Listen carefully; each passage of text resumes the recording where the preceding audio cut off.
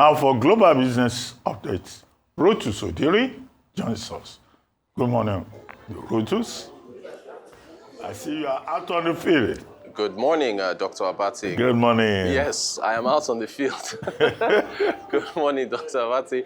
Good morning, Bimbai, Rufai, and all our viewers. Yes, so we're live at the Echo Convention Center at the Echo Hotels for the Lagos Investment Summit 2.0. And it's all about investment today. But quickly, and I think what I'm talking about today is pretty much linked to this, all right?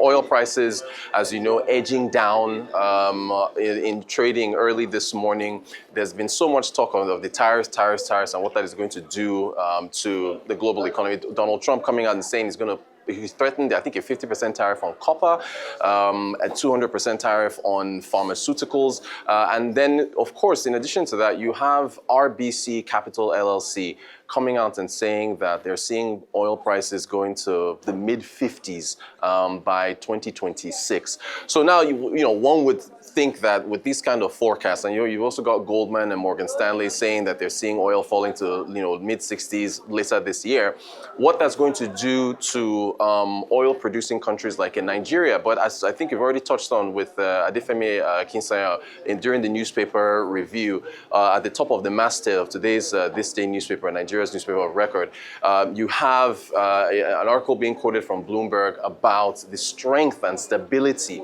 of the Naira in the face of oil prices falling, right? And again, you have to look at the reforms which are going to be discussed here at the Lagos Investment Summit, which has brought in renewed interest from investors.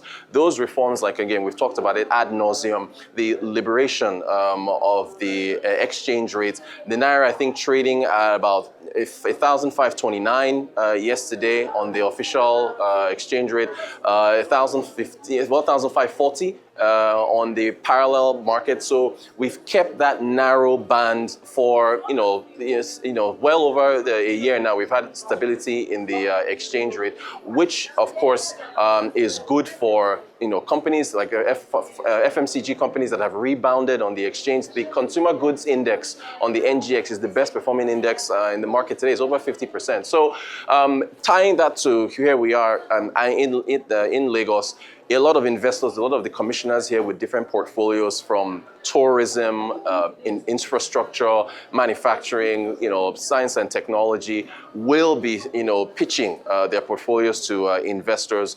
There's even talk that Nigeria could be readmitted back onto the JP Morgan bond index. I mean, these are all the positive news flowing in from those reforms. You're seeing it in the currency. And I think Dr. Abati has touched on this, right? The currency has more of an effect on the Nigerian economy than interest rates, right? Than the 27.5% monetary policy rates of the MPC. So, currency stability just, it gives businesses the ability to forecast and say, okay, we can plan. So it's all happening here at the Lagos Investment Summit, and those reforms that have been put in place from 2023 will give a boost to all the activity here and investment interest. Okay. So a couple of things you've said, Rotus. Very important things, but I had problems with hearing you. You see, the argument as regards to currency stability is nobody has problems with currency being stable and businesses being able to plan. But like Vimbai made the argument, what we are saying is, let's make the argument properly. For me, what was written in Bloomberg was as best as one person's opinion. And the truth has to be said. And in fact, I was at a forum at the IMF when the Nigerian authorities, I think the CBN governor and a couple of other people came and they were addressing us about investment prospects in Nigeria. I think you and I were in that forum, Rotus, if my memory serves me right. And the central bank, confirmed how they had to come into the market because they said about the end of the first quarter of the year, there's always a lot of attack on the currency and you have to use a lot more dollar to defend.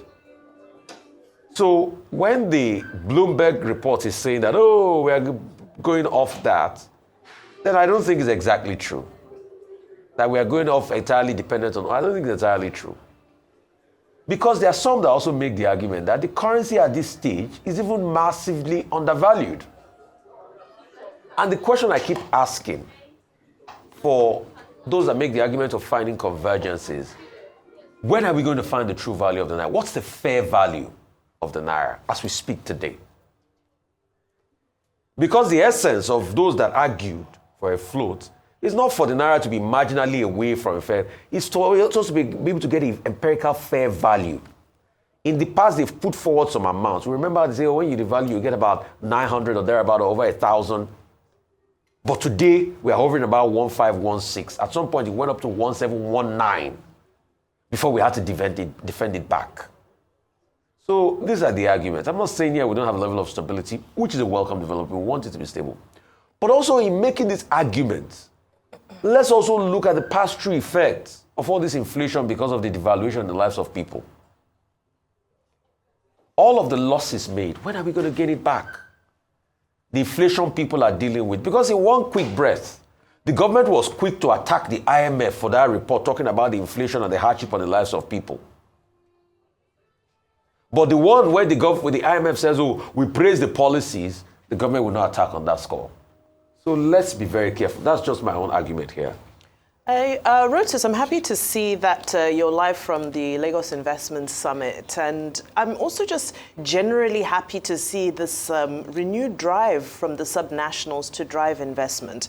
Because, just to take away from part of that Bloomberg report, when we speak of oil and decoupling from oil, it's important to note that as much as oil is bringing in the lion's share of export revenues and the lion's share of even government revenue, it's also important to note that when you look at domestic economic activities, non-oil activities actually dominate. So the question now is, how can we drive more investment to scale up those domestic economic activities that we have going on so that they can be tradable, if such a word exists, beyond Nigeria's borders? So how can we ensure that all of this economic activity that's taking place, that's making up for the other 90% of the GDP, is able to become something that we can leverage off of to earn foreign currency revenue? Of course, that's that's always been the conversation.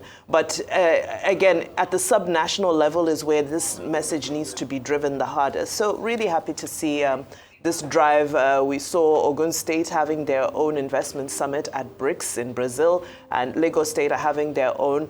So I think it's wonderful to see this excitement and hunger from the subnationals. Very good. Well, first, I would like to ask you, the Eco Investment Summit, which is something that Governor Sanwo-Olu has revived. Who and who were there? You have mentioned some of the topics that will be addressed. Who is there and all that? What are the expectations? What are the outcomes? I think this is the same summit they call the Enyingbeti. Summit, which Governor Sanwo-Olu has tried to revive. That's number one, by way of question.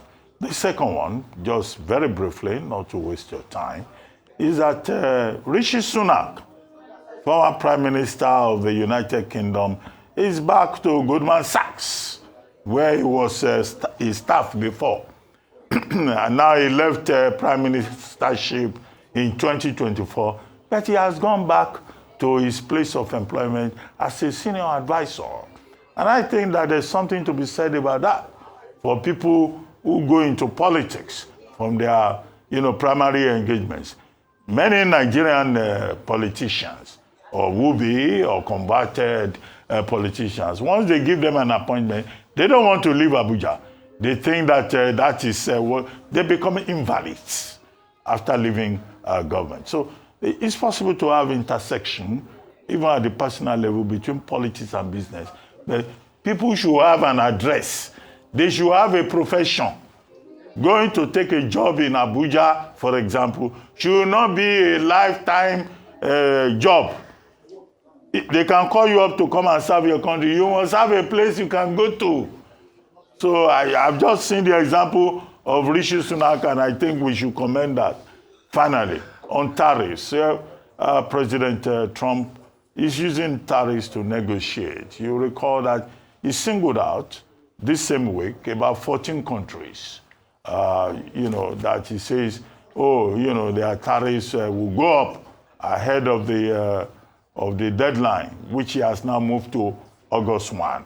But there's a clause which Scott Bessent, the Treasury Secretary, defined that if these countries are willing, to negotiate, the U.S. will look at it. So this is just playing hardball on the part of President Donald Trump. And he can change his mind, taco, they call it. Trump always chickens out. So what you find here is a redefinition, a restatement of a president of the United States who is strictly transactional. And that is what we face. Thank you, Rotus.